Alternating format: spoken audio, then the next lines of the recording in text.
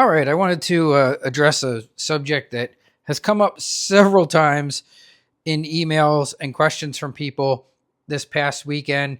And I had about four of them from different people referring to Cliff's method of doing serrations. And some people were asking my opinion of it. How do I compare it to my method? Even one person thought that Cliff was criticizing my method. And I went and I watched the video, and I don't feel that that was the case at all. And I actually agree with what Cliff was saying. And I'll add to it this: it also made me go back and retry something that I haven't tried for a few years. And this is also why we sometimes need to revisit stuff. So before Cliff was even selling these type of wheels for doing serrations, I had looked into this to try and do serrations quite a while back. And I tried several different methods to do it. And I wasn't happy with any of my results back then, and I eventually just abandoned it. I thought it was a good idea, but the thing I was trying to run my serrated wheel on was one of the motors that we use for the Harbor Freight conversion. So I tried to put it on a Kansu motor, and I just had nothing but problems with it, and it wobbled, and it got to a point where I just gave up. And then I had an idea that, oh, well, maybe I could put this on a Tormek machine, which really would have been a very cool idea, except for the problem was a couple things. One was the size of the wheel was way too small to be on a Tormek machine. Trying to get all the arbor attachments to get this to fit just right. I could get it on there, but it wouldn't spin tight enough with enough torque because of having to use arbor adapters that it had any force to be able to actually sharpen the serration. The other reason I didn't love it was because however I had it configured before, I found it very difficult to line up the serrated marks. Because there were so many emails, I said, you know what? Maybe I need to give this another look, and let me go look and see what Cliff's doing. And let me take a look at, what Cliff, how he's running these, and maybe I should revisit it. Maybe I should give it another try. So I decided to do that. I have a paper wheel on my round leather hone that I don't use that often. I almost always use the leather, but I don't use the paper all that much. So I was like, you know what? Why don't I pull the paper wheel off and give one of these serration diamond wheels a try? So that's what I did. So I pulled it off. And I said, you know what? I wonder if using a set of washers from Wood Turner's Wonders would solve my issue for using this on a grinder. And I don't think I even had these or knew about these back in the day, but these are basically a very cool set of special washers. And you can get them for 6-inch grinders or 8-inch grinders. And they're used for making CBN wheels run really even and straight. And basically what happens is you have a conical washer, you have a spherical washer, and you have a straight washer. And the whole set goes on and goes up against the wheel, and then it adjusts through centrifugal force and everything else. It forces the wheel to run perfectly centered. And I decided I'm going to give that a shot. So I use these. I hooked it up to my 6-inch grinder here that I use all the time. And let me show you. That's running beautifully straight.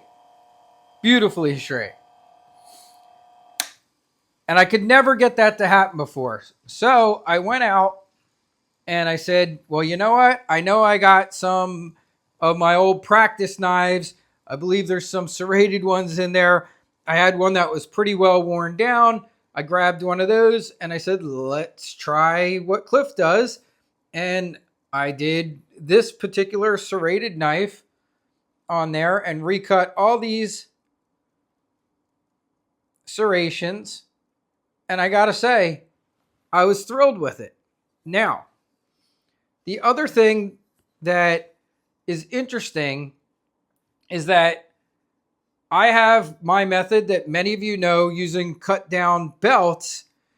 And I just want to say this real quick too. So what Cliff said, which is true, Cliff said, if you have a really worn serrated knife, that the split belt method is not going to work for that. And I agree with that.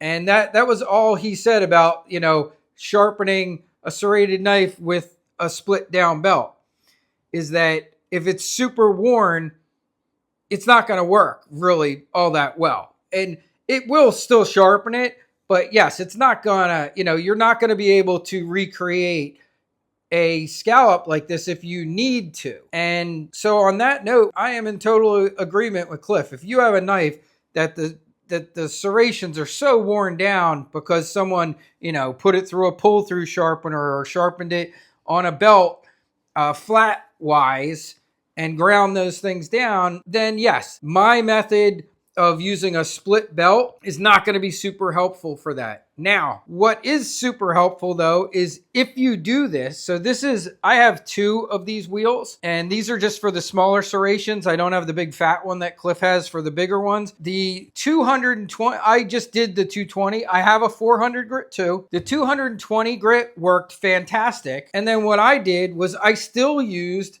my split belt method to refine this and deburr it. My method that I use for sharpening a regular serrated knife that doesn't need refurbishing is a great way to finish these. So if you don't have setup like Cliff has, or maybe you don't even have the space to, because Cliff has like a whole array of, these different size wheels, and then he also uses the Scotch-Brite discs a lot. I've never been a big fan of the Scotch-Brite discs, but again, it's one of those things, maybe I should go back and revisit it. I don't have a whole lot of room for a lot more grinders, but even just one of these, as you can see, could be quite helpful. It did a beautiful job on this knife. I had one in here that came in a customer's, which I just finished doing, that totally needed to be redone. It was like half of this, and I recut all of this and then went about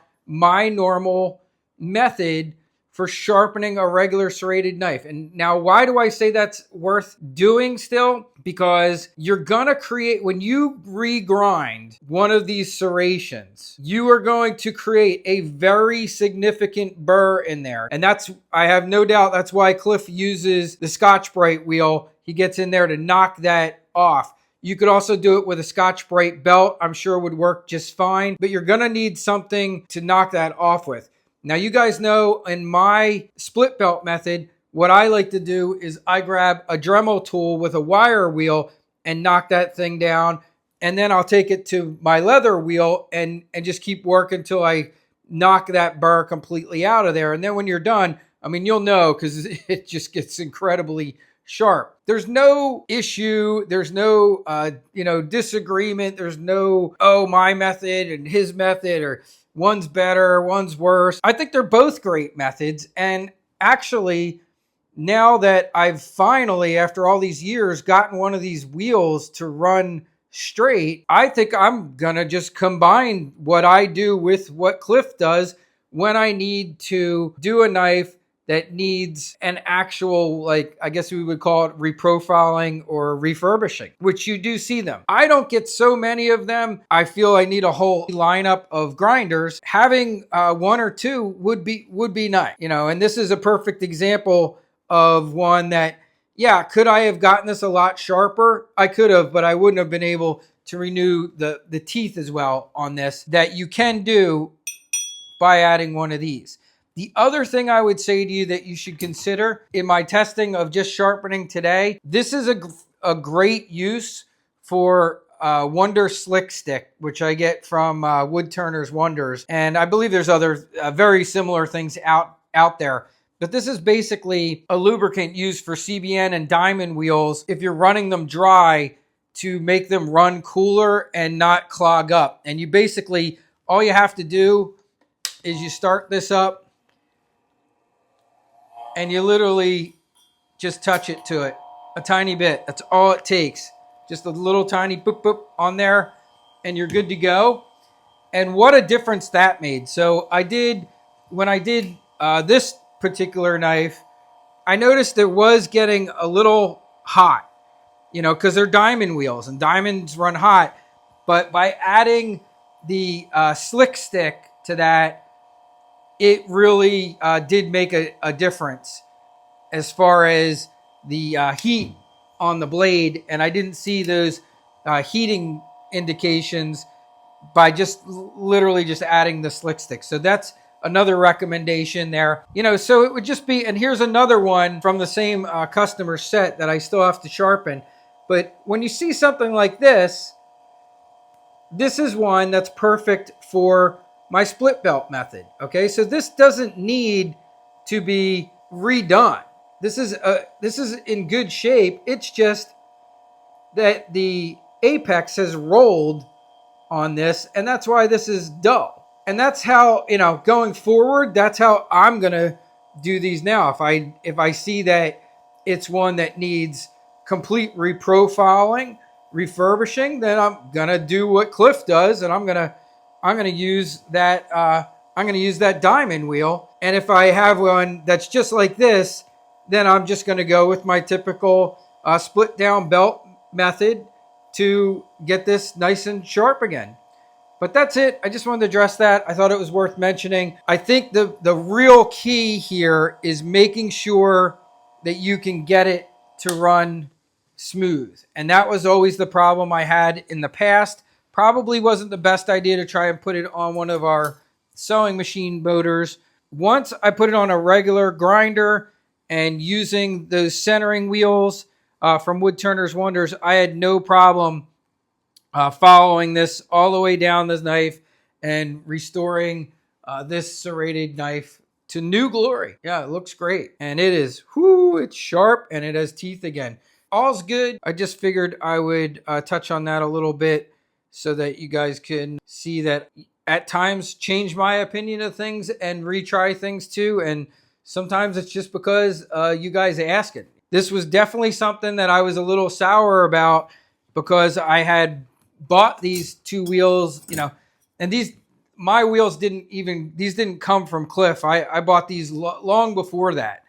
Cliff wasn't even selling these at the time that I got these. And, it was just one of those things that I was never able to get it to run the way that I wanted to. But here we are a couple years later with a couple different things. Now you will need arbor couplings.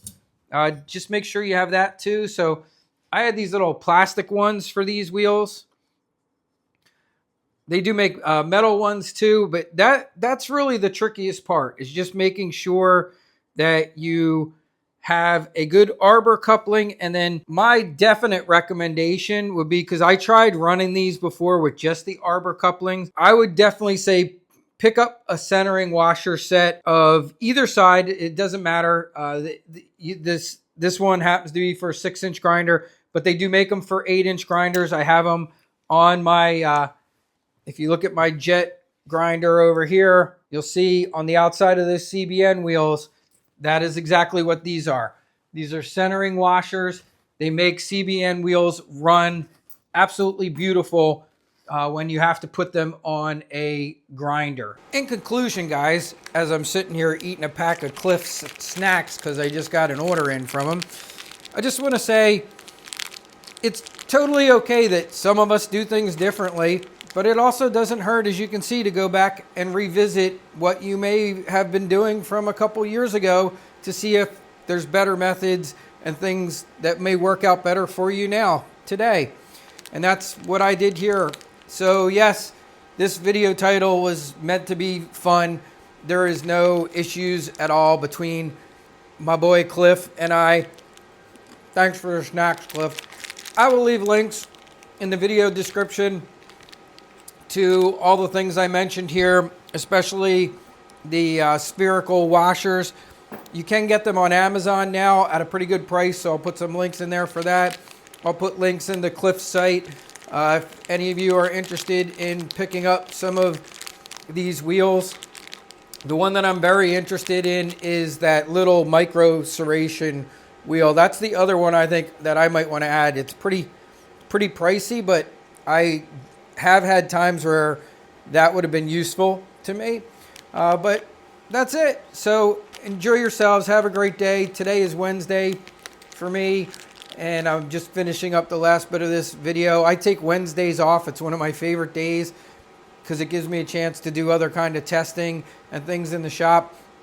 And like I said, we all run things differently. So if you look at my shop compared to Cliff's shop, you know, Cliff is almost like 100% knife sharpening, and he sells knives in an actual brick and mortar store, where I am 100% home based, and I do knife sharpening, but I also do laser engraving, and that's what I'm doing today. I'm actually etching wheels for Paul from Nevada, who's a member of the guild, who's going to do some more testing for me, but it's also looking like etching the drive wheels and all the wheels on these machines. Mine are running great still. I'm having a couple people test it for me, but I think I will probably offer that at some point as a service if you are having issues with your VEVOR tracking, trying to get your belts to stay on. Etching your wheels might be a solution that will help significantly. But like I said, I'm doing some testing just to be sure. I want to make sure that, you know, it's working for the good majority of people before I offer it as a service. And that's it. So have a great day, y'all. I'm going to finish up my Cliff snacks here and get back to some laser engraving. Hope you enjoyed the content on this one. And thanks for pestering me to go back and relook at a process that I could improve somewhat for my business by adding in a method that I was finally able to get to work for me. Have a great day, y'all.